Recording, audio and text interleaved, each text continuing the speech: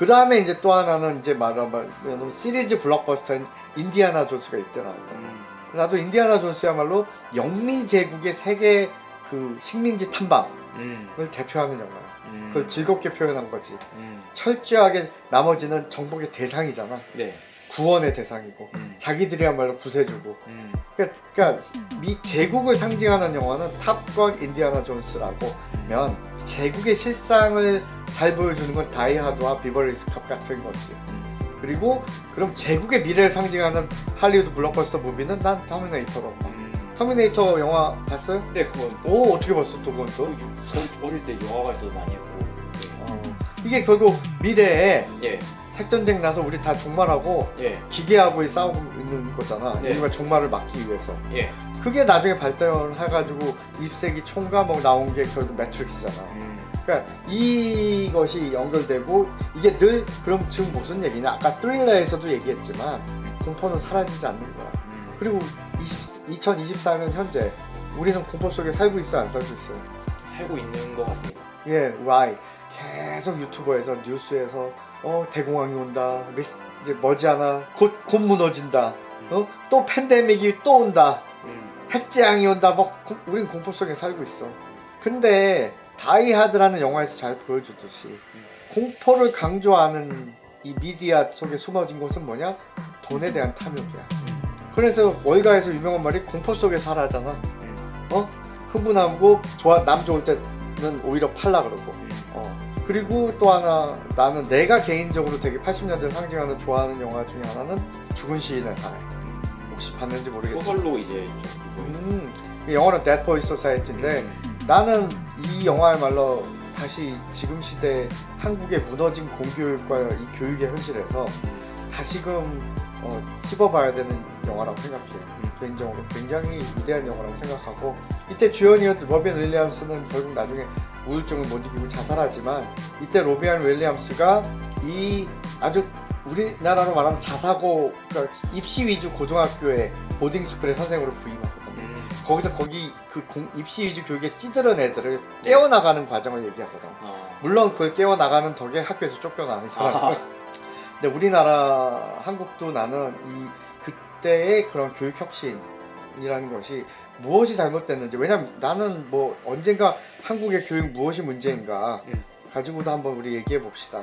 그런 시작을 한번 해봅시다. 왜냐면 나는 이대로 가면 한국이 미래가 없다고 생각하는 원인 중에 하나가 교육에서 나오거든.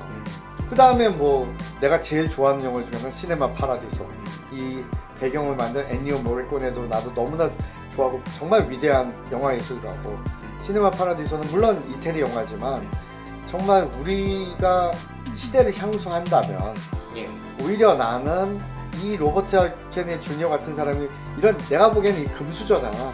이런 사람이 추억하는 것이 아니라 오히려 중산층이 추억하는 걸 잘 그린 건 시네마 파라디소보다. 그 다음에 지금의 인공지능에 관련해서 우리가 묻고자 하는 존재론적 의문점, 정말 인간의 존재는 우리가 생각한다는 것은 생각하는 게 맞는가, 이 모든 것을 잘 보여준 게 블레이드 러너라는 걸작이거든. 이것도 여기서 사이보그가 나오거든.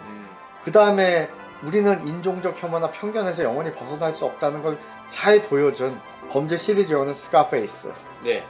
그 다음에 아까 얘기했던 월스트리트도 그렇고, 그 다음에 이제 또 프레데터 시리즈도 그렇고, 내가 좋아하는 에일리언 시리즈. 여기서 나온 시고니 위버가 아주 시대의 새로운 여성 역할을 보여주잖아. 강한 여성. 여기에 대해서도 시고니 위버는 인터뷰에서 그랬더라고. 왜 여성이 강하다는 게 뭐가 잘못됐냐. 그리고 왜 그게 새로운 이미지야. 여성은 강하다.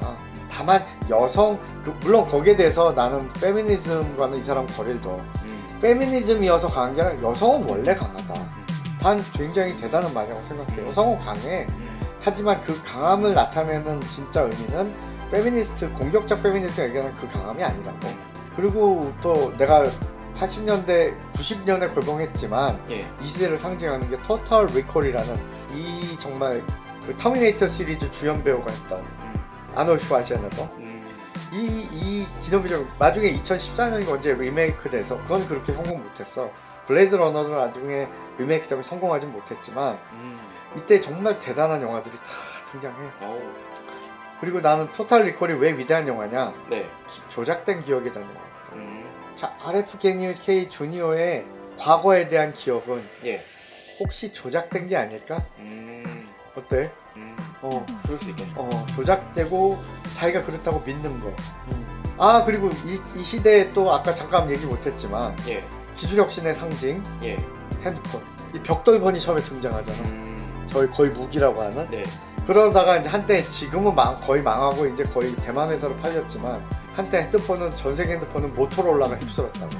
그러다가 나중에 노키아가 휩쓸고 그 다음에 삼성이 휩쓸고 지금 삼성과 애플이 1, 2를 다투지만 빠르게 지금 중국 폰들이 올라가고 있죠. 네. 그리고 뭐 한때 잠깐 블랙베리라는 폰이 있었어. 이 스마트폰이 본격적으로 주류가 되기 직전의 전이기의 폰이 바로 블랙베리 폰이에요. 혹시 그 타자기 같은 거 있나요? 그렇지. 오바마가 가장 애용하던 게 블랙베리 폰. 그래서 오바마가 대통령이 됐을 때도 경호 문제로 예. 경호국에서 그랬대. 이거 안 쓰면 안 되냐. 그래서 나중에는 그 블랙베리하고 딜했다는 얘기가 있어. 보니까 블랙베리가 지금도 저 회사 가진 특허가 뭐냐. 예. 블랙베리 폰이 전 세계에서 가장 안전하대. 암호화 기술도 뛰어나고. 그래서 그걸 암호화 통해서 오바마가 개인적으로 블랙베리 폰을 계속 썼다는 얘기가 있긴 있어. 근데 그리고 지금도 미국에서 통신 보안이 요구되는 핸드폰 같은 경우는 네. 블랙베리 폰에 특수하게 제작된 블랙베리 폰을 쓴다는 얘기가 있어요.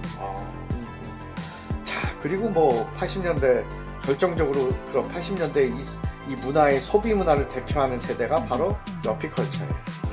여피컬처가 뭐냐? 영 어반 제너레이션. 그러니까 뭐냐? 젊고 대학이나 대학원 이상 졸업하고 전문 지식을 부정한 회계사, 변호사 같은 사람들. 이런 사람들이 고소득 직종이 새롭게 형성된 요새 말하는 이런 신도시들 있잖아. 예. 뭐 한국으로 말하면 판교든, 뭐 광교든, 뭐 수지든, 뭐 여기 강남이 겨울 경기 이남이나 아니면 일산 같은 신도시로 많이 진출하거든. 네. 거기 살면서 그 사람들이 이전의 세대하고는 다르게 아까도 얘기했듯이 소비는 좋은 곳이야. 그러니까 아메리칸 컨슈머리즘이 꽃피운 것의 중심에는 여피컬처가 있어요. 여피컬처가 꽃폈던 시대가 80년대고 그 여피컬처의 중심 세대가 누구냐? 바로 베이비붐 제너레이션.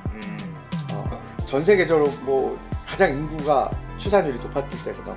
그래서 요 베이비붐 제너레이션이 요새는 이제 고령화 문제로 위기를 가속화시키는 주요 세대이기도 해. 베이비붐 제너레이션이 지금 계속 은퇴하고 있으니까. 네. 그래서 하지만 이때는 베이비부머 제너레이션이 본격적으로 기성세대가 되면서 가장 왕성하게 사회활동을 하던 시기거든. 그러다 보니까 그들이 돈을 벌고 나서 자기도 집을 갖고 싶잖아. 근데 도시 한복판에 집 갖기 어려우니까 예. 한국처럼 이런 신도시에 집을 갖는다고. 지금도 그래서 미국에서 웬만큼 살면은 예. 맨하탄이나 이런 뉴욕이나 뭐 DC나 샌프란시스코 뭐 LA 도시 안 살아. 다 서버브에 살지. 교외에 살지. 그리고 거기다가 집을 지어놓고 그리고 그런 집들 새로운 뉴타운이 유행한다고 그때 가면. 그리고 그 사람들은 보다 물질적인 풍요를 즐기고 싶어하고 다양한 아까 말했던 그런 게임기 예. 막 이런 거 집에다 설치하고 사고 집에서 최신형 TV 뭐 이런 걸 막 사자기 한다고. 그리고 80년대 후반이 가면 드디어 X세대가 등장하기 시작해요. 그 X세대 다음이 밀레니엄 세대, 그 다음에 그 G세대잖아. 그러니까 소위 어떤 특정한 세대, 베이비 부머와 제너레이션 X세대가 등장하기 시작하는 때가 그러니까 본격적으로 베이비 부머는 사회의 주류가 되고 예. 제너레이션 X가 본격적으로 이제 막 10대, 20대에 들어갈 때가 예. 80년대 끝이에요. 그래서 이때 또 아이러니하게 정치적 혁명은 포기했는데 예. 문화적으로는 급진적인 게 유행해. 그래서 이때 막 청바지 찢고 막 이상한 랩, 음악, 힙합 이런 게 막 유행하던 때이기도 하거든. 그러니까 80년대가 보면 그래서 문화적으로는 되게 화려한 시기예요. 그러나 경제는 그런 면도 있고 아닌 면도 있습니다. 요거는 이제 다음 편에 또 얘기합시다.